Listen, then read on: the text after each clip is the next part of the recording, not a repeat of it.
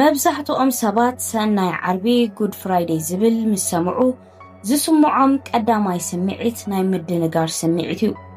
መዓልቲ ስቕለት ኢየሱስ ክርስቶስ እታ ብቓንዛን ብስቓይን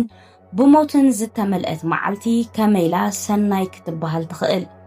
ብላዕለዋይ ገጽ ክርአ ከሎ ኣብቲ ዕለት ዝተፈጸመ ነገር ፈጺሙ ደስ ዘብል ምንም ነገር የብሉን። ኢየሱስ ክርስቶስ ተጸፊዑ ተላጊጾሙሉ ተገሪፉ ከምኡውን ኣብ መስቀል ተሸንኪሩ እዩ። ዓሚቕ ሓዘን ዝመልኦ ብስቓይን ብኽሳራን ጥራይ ዝተገልጸት መዓልቲ እያ ነይራ። ይኹን እምበር ኣብ መላእ ዓለም ዝርከቡ ክርስቲያናት ሰናይ ዓርቢ ወይ ከዓኒ ብቋንቋ እንግሊሽ ጉድ ፍራይዴይ እንዳበሉ ምጽውዖም ይቕጽሉ ኣለዉ። እዚ ስለምንታይ ከም ዝኾነ ንምርዳእ ድማ ካብዚ ዘመናዊ ቋንቋ ወፂና ናይ ሎሚ ገዲፍና ናብቲ ዓሚቕን ታሪኻውን ትርጉም ክንጥምት ከድልየና እዩ። ኣብ ጥንታዊ ቋንቋ እንግሊዝኛ ሰናይ ወይ ከዓኒ ጉድ ዝብል ቃል ጥዑም ወይ ባህ ዘብል ማለት ጥራይ ኣይነበረን። የግዳስ ዝተቐደሰ ወይ ድማ ንኣምላኻዊ ዕላማ ዝተፈልየ ማለት እውን እዩ። ብዙሓት መምህራን እውን ሰናይ ዓርቢ ወይ ድማ ጉድ ፍራይዴይ ካብዚ ከም ዝመጸ እዮም ዝኣምኑ። እዚ ድማ ነቲ ስቓይ ናይ ኢየሱስ ክርስቶስ ንምንኣኣስ ዘይኮነስ ነቲ መንፈሳዊ ኣገዳስነቱ ንምጉላሕ እዩ። ኣብ ክርስቲያናዊ እምነት ሓደ ነገር ወላ እኳ ደኣ ጸገም ዝመልኦ እንተኾነ ነገር ግን በቲ ዘለዎ ናይ ዘለኣለም ዋጋ ሰናይ ተባሂሉ እዩ ዝግለጽ። ልክዕ ከምቲ ኣብ መጽሓፍ ቅዱስ ካብ ምጽንናዕ ንላዕሊ ሓቂ ዝገልጽ ሰናይ መጽሓፍ ተባሂሉ ዝጽዋዕ፣ ከምኡውን ልደት ኢየሱስ ክርስቶስ ቅዱስ እዋን ንምምልካት ድማ ሰናይ ወቕቲ ተባሂሉ ከም ዝጽዋዕ፣ ሰናይ ዓርቢ እውን ኣብ ታሪኻዊ ቅዱስ ሞት ከም ዘመልክት እዩ ዝግለጽ። እዚ ድማ ኣዝዩ ትርጉም ዘለዎ ነገር ኮይኑ ንመጻኢ ንደቂ ሰባት ዝቐየረ ዓብዪ ህሞት እዩ። ነዚ ስም እዚ ንምርዳእ ዝኽእል ካልእ መንገዲ ድማ ኣብ ፍጻመ ዘይኮነስ ኣብቲ ውፅኢቱ ዘተኮረ እዩ።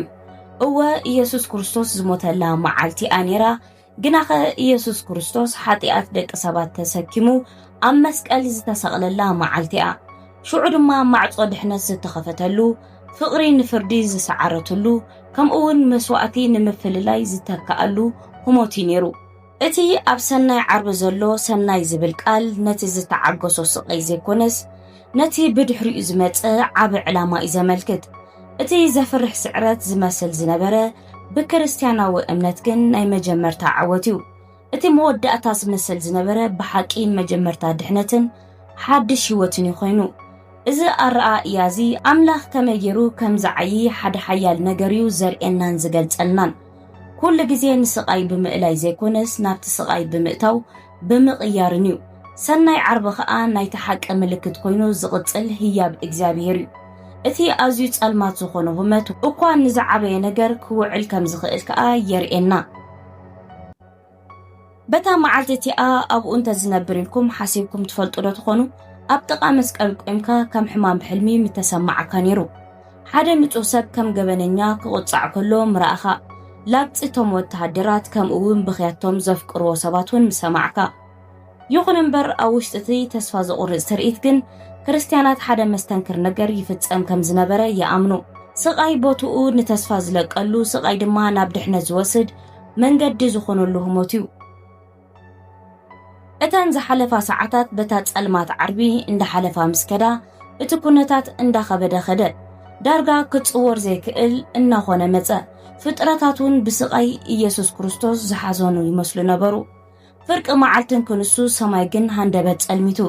ብዛዕባ እቲ ፍጻሜ ናይ ዓርቢ ስቕለት ከዓ ሰናይ ዝበሃል ምንም ነገር ኣይነበረን። ኩሉ ነገር ናብ ክሳራን ስቓይን ተስፋ ምቑራፅን ጥራሕ ዘመልክት ነይሩ። ግናኸ ካብቲ ሰብኣዊ ዓይኒ ክሪኦ ዝኽእል ንላዕሊ ዝዓበየ ትንቢት ይፍጸም ነይሩ። እቲ ሓደ እዋን ምልክት ውርደትን ጥፍኣትን ዝነበረ ዕንጨይቲ መስቀል ባዕሉ ምልክት ድሕነት ይኸውን ነበረ። ኢየሱስ ድማ ንምሉእ ክብደት ሓጢኣት ንዓለም ይጸውር ነበረ። ነቶም በታ መዓልቲ እቲኣ ኣብኡ ቆይሞም ዝነበሩ ጥራሕ ዘይኮነስ ነቲ ዝመጽእ ዘመናት እውን ኩሉ ይጸይሩሉ። ንሱ ንደቂ ሰባት ዝግብኦም ዝነበረ መቕጻዕቲ ናብ ርእሱ ወሰደ። ኣብ ክንድኡ ድማ ማንም ክረኽቦ ዘይክእል ምሕረት ዓደለ። እዚ ህሞት እዚ ድማ ቀደም ተነጊሩ ነበረ። ኣብ መጽሓፍ ነቢ ኢሳያስ ብኸምዚ ዝስዕብ ሓያል ቃል ተገሊጹ ይርከብ። ንሱ ግና ብሰንኪ ሓጢኣት ቆሰለ፣ ብሰንኪ ኣበሳና ድማ ተሰቐለ።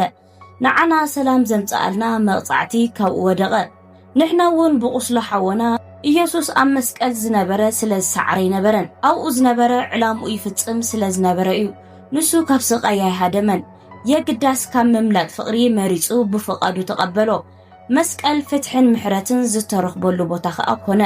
ምኽንያቱ እቲ በደል ክፍታሕ ስለ ዝነበሮ ምሕረት ድማ ንሱ ባዕሉ ነቲ ሓጣትና ክጾሮ ስለ ዝመረጸ እዩ እዚ ብሃንደበት ዝመጸ ዓመጽ ዘይኮነስ ምስ ነፍስ ወከፍ ማህረምቲ ንብዓትን ነፍስ ወከፍ ነጠብጣብ ደምን ዝፍጸም ዝነበረ መለኮታዊ ናይ ድሕነት መደብ ነይሩ ነዚ ኩነታት ከም ናይ ቤት ፍርዲ ትርኢት ጌርካ ክሕሰብ ይከኣል ሓደ በደለኛ ኣብ ቅድሚ ዳኛ ይቀውም እቲ ገበረኛ ድማ ፍርዱ ንኽቕበል ኣብ ቅድሚ ዳኛ ደው ምስ በለ እቲ ዳኛ ግን ነቲ በደለኛ ኣብ ክንዲ ዝፈርዶ ካብ መንበሩ ወሪዱ ነቲ መቕጻዕቲ ኣብ ክንዲ ይወስዶ ኢየሱስ ዝገበሮ ድማ እዚ እዩ ኣብ መጽሓፍ ሮሜ ተጻሒፉ ከም ዘሎ ድማ ደቂ ሰባት ገና ስውራትን ዘይግብኦምን ከለው ክርስቶስ ኣብ ክንዲኦም ብምማት ኣምላኽ ፍቅሩ ገለጸ ንሱ ሰባት ብቑዓት ክሳብ ዝኾኑ ወይ ድማ ርእሶም ክሳብ ዘመስክሩ ኣይተጸበየን ንሱ ኣብ ማእከል ድኽመትን ጥርጣርን ውድቀትን መጸ እዚ ድማ እዩ ነዚ ተግባር እዚ ንጹህ መግለጺ ፍቅሪ ዘስምዮ ስለዚ ሰባት ብሰናይ ዓርቢ ናብ መስቀል ክጥምቱ ከለው ጥንታዊ ናይ ሞት መቕጻዕቲ ጥራሕ ኣይኮነን ዝርኢ ዘለው ፍቅሪ ንሓጢኣት ዝሰዓረትሉ ህሞት ተስፋ ንጸልማት ዝሰገረትሉ ከምኡውን መወዳእታ ስልጣን ሞት ኣብ ልዕሊ ደቂ ሰባት ዝጅምረሉ ህሞት እዮም ዝዕዘቡ ዘለው በቲ ግዜቲ ከም ዓወት ኣይመስልን ነይሩ ከም ሙሉእ ስዕረት እዩ ዝርአ ነይሩ ግናኸ ልክዕ ከምቲ ዝጸልመተ ሰዓት ቅድሚ መወጋሕታ ዝመጽእ እቲ በታ ዓርቢ ዝተፈጸመ ነገር ድማ ነቲ ቀጺሉ ዝመጽእ ዝነበረ መንገዲ የዳልው ነበረ ትንሣኤ ቀሪቡ ነበረ ግናኸ ቅድሚኡ እቲ ዋጋ ክኽፈል ዝነበሮ ኢየሱስ ድማ ብሙሉእ ብፍቃዱ ህይወቱ ሂቡ ከፊልዎ እዩ ሰናይ ዓርቢ ማለት መዓልቲ ሓዘን ጥራሕ ዘይኮነት ትርጉም ዝመልኣ መዓልቲ ዝኾነሉ ምኽንያት እዚ እዩ ንዓሚቕ ፍቅሪ ኣምላኽ ንኽንሓስበሉ ይዕድመና ብሰንክቲ ብስቃይ ዝተዋህበ ነገር ድማ ምስጋና ክነቕርብ ድማ ይጽዋዓና ብስቃይን መስዋዕትን ኣቢሉ ድማ ደቂ ሰባት ዝተኸብረ ነገር ተዋሂቦም እዩ እዚ ድማ ምስ ኣምላኽ ናይ ምትዕራቕ ዕድል እዩ በታ መዓልቲ እቲኣ ግዜ ባዕሉ ዝቆመ ይመስል ነበረ ጫውጫውታ ህዝቢ ድማ ናብ ረዚን ስቕታ ተቐይሩ ነይሩ ደቂ መዛሙርቱ ድማ ብፍርሒ ፋሕበሉ እተን ንኢየሱስ ዝሰዓብኦ ኣንስቲ ድማ ብሓዘን ተዋሒጠን ኣብ ርሑቕ ቆይመን ነበራ ሰማይ ጸሊሙ ምድሪ እውን ባዕላ ነቲ ዝፍጸም ዘሎ ነገር ክብደት ዘስተውዓለት ትመስል ኣብ ትሕቲ እግሮም ተንቀጥቅጥ ነበረት እቲ ናይ መወዳእታ ህሞት ምስ ቀረበ ድማ እቲ ናይ መዓልቲ ክብደት ናብ ጡር ዝበጽሐ ኢየሱስ ክርስቶስ ብናይ መወዳእታ ምስትንፋስ ተፈጸመ ኢሉ ጨደረ ነፍሱ እውን ሃበ በቲ ቅጽበት እቲ ኩሉ ነገር ዘብቃዕ መሲሉ ነይሩ ነቶም ኣብኡ ደው ኢሎም ዝነበሩ ሓደ ማዕጾ ብሃንደበት ከም ዝተዓጽዎ ኮይኑ ተሰምዖም እቲ ዝሰዓብዎ ዝኣመንዎ ከም መሲሕ ዝተቐበልዎ ሕጂ ህይወት ኣልቦ ኮይኑ ተንጠልጢሉ ነበረ በቲ ህሞት ድማ ሓደ መስተንክር ነገር ተፈጸመ እቲ ኣብ ቤት መቕደስ ዝነበረ መጋረጃ ካብ ላዕሊ ክሳብ ታሕቲ ተቐደደ እዚ ሰብ ክገብሮ ዘይክእል ኮይኑ እቲ ኣብ መንጎ ኣምላኽን ደቂ ሰባትን ዝነበረ ዕንቅፋት ከም ዝተኣለየ ዘመልክት እዩ ምድሪ ብሓይሊ አንቀጥቀጠት መቃብራቱን ከም ዝተኸፈቱ ተገልጸ ይኹን እምበር እዚ ኩሉ ምልክታት እናሃለውን ኣብቲ ህዝቢ ዝነበረ ዓብላሊ ስምዒት ልቢ ምስባርን ምድንጋርን ጥራይ ነበረ እዚ ንሳቶም ዝተጸበይዎ መወዳእታ ኣይነበረን ዝሓሰብዎ ዓወቱን ኣይነበረን እዚ ህሞት እዚ ብብዙሕ መንገዲ ህይወት ሓደ ግዜ ከመይ ከም ዝስማዓና ዘንጸባርቕ እዩ ሰባት ኣብ ኣምላኽ ይኣምኑ ብተኣማንነት ይጽልዩ ብቑኑዕ መንገዲ ክነብሩ ይፍትኑ ግናኸ ሕውስውስ ይብሎም ማዕጾታት ብዘይ ተጸበነዮም ይዕጸው ርክባት ይባላሸው ሓደጋታት ድማ ብዘይ መጠንቀቕታ ይሞጽና እዮም እዚ ድማ ልክዕ ከምታ ዓርቢ ንደቂ መዛሙርቱ ዝኾነቶም መዓልቲኣ እቲ ንኹሉ ተስፋታቶም መወዳእታ ዝመስሎ ዝነበረ ብሓቂ ግና ኣካል ናይ ሓደ ዝዓበየ ታሪኽ ማእከላይ ክፋል ጥራይ ነይሩ ኢየሱስ ክርስቶስ ተፈጸመ ክብል ከሎ ብዛዕባ ስዕረት ዘይኮነስ ብዛዕባ ፍጻሜ ምዝዛም ይዛረብ ነይሩ ተልእኹኡ ተፈጺሙ ነፍስ ወከፍ ትንቢታት ተረጋጊጹ ንነፍስ ወከፍ ሓጢኣት ዋጋ ተኸፊሉ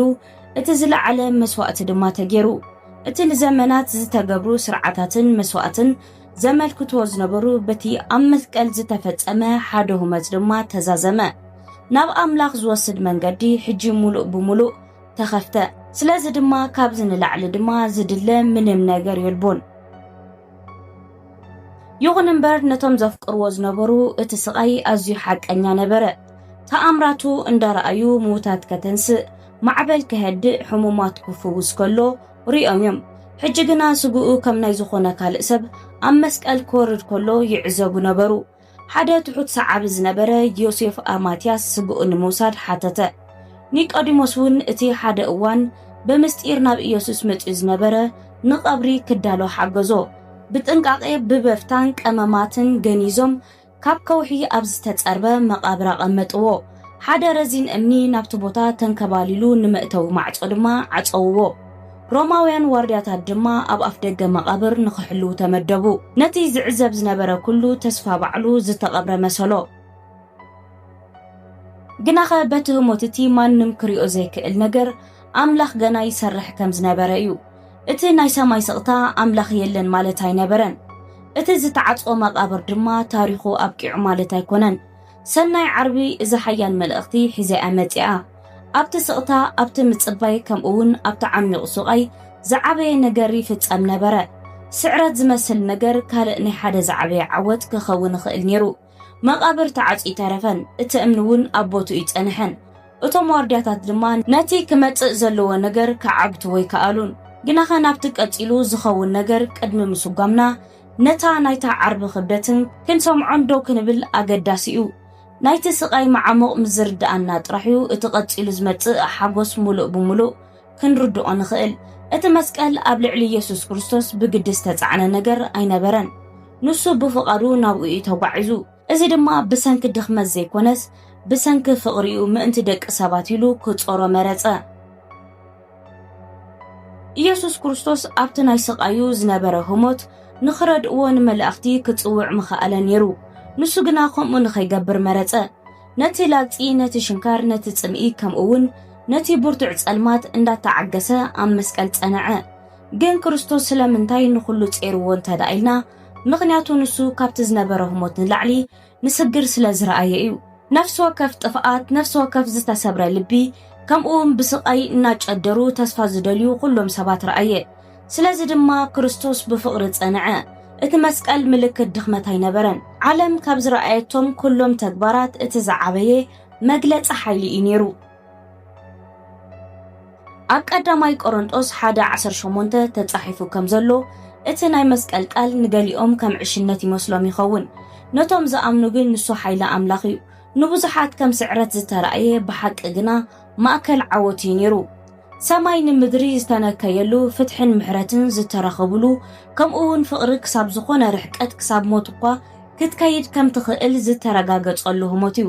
ናይ ሰናይ ዓርቢ ናይ ብሓቂ ትርጉም እዚ እዩ እዚ ታሪኽ እዚ ሞት ኢየሱስ ክርስቶስ ጥራሕ ዘይኮነስ ደቂ ሰባት ምእንቲ ክነብሩ ኩሉ ነገሩ ዝሃበሉ ታሪኽ እዩ ነቲ እከይ ዝሰዓረሉ ህሞት እዩ ግናኸ ብዘይፍላጥ ዝዓበየ መለኮታዊ መደብ ይፍጸም ነበረ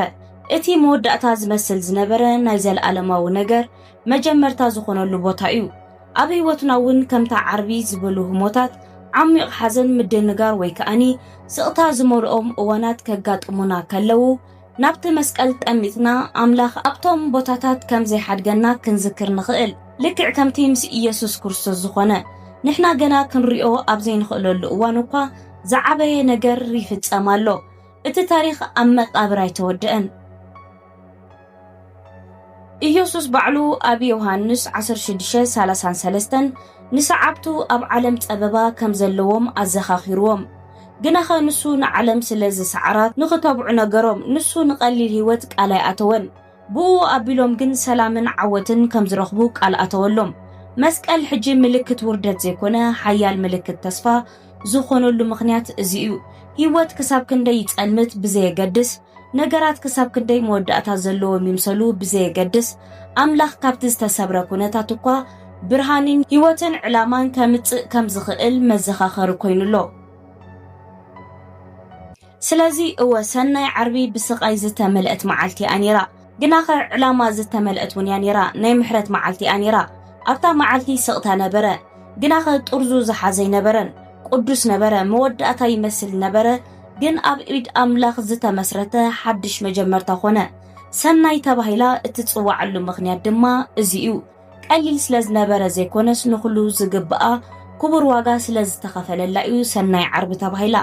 ጸልማት መወዳእታ ቃል ከም ዘይብሉ ኣእማን ገና ክንከባለሉ ከም ዝኽእሉ እቲ ምውት ዝመስል ነገር እንደገና ክነብር ከም ዝኽእል ከምኡውን እቲ ክሕሰብ ዝኽእል ዝኸፍአ መዓልቲ